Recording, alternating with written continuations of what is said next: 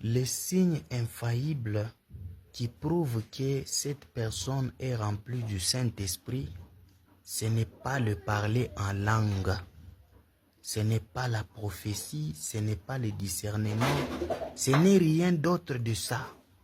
Mais les signes infaillibles qui prouvent que cet homme est rempli du Saint-Esprit, c'est quand la parole de Dieu se révèle dans son âge et que le monsieur reconnaît la parole dans son âge et il la croit.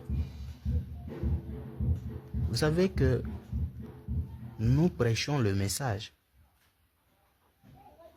mais il se peut que le message a des dimensions et la plupart des gens croient la première dimension, la deuxième dimension, mais la troisième dimension, c'est là beaucoup de gens ne croient pas ça. La première dimension, c'est la guérison divine. Beaucoup de pasteurs sont là sur la guérison divine. La deuxième dimension, c'est les signes messianiques, le discernement des esprits. Et ça là, il y a aussi des pasteurs qui sont à ce niveau-là. Mais quand nous montons sur l'ouverture de la parole qui est le 7e sceau, là-bas beaucoup de pasteurs commencent à faire demi-tour. Or, le 7e sceau, c'est ça même le message qui est la divinité plutôt, la guérison divine et le discernement des esprits. Ces deux dimensions, c'était une période de préparation pour que la troisième dimension, qui est la révélation de la parole, puisse venir. La révélation de la parole, c'est-à-dire la révélation du Seigneur Jésus-Christ qui va se personnifier dans cet âge ici. Jésus sera un homme aujourd'hui. Frère, ça c'est très fort dans les oreilles même des gens qui croient le message.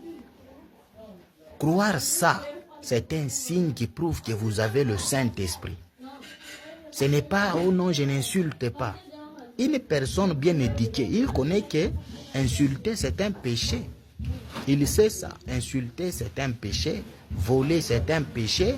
Se prostituer c'est un péché. Donc tout ce qui est mal, une personne bien éduquée qui se respecte ne peut pas faire ça. Donc une bonne éducation peut produire tout ça.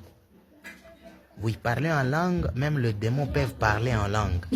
Mais une personne qui voit Jésus aujourd'hui se personnifier dans un homme.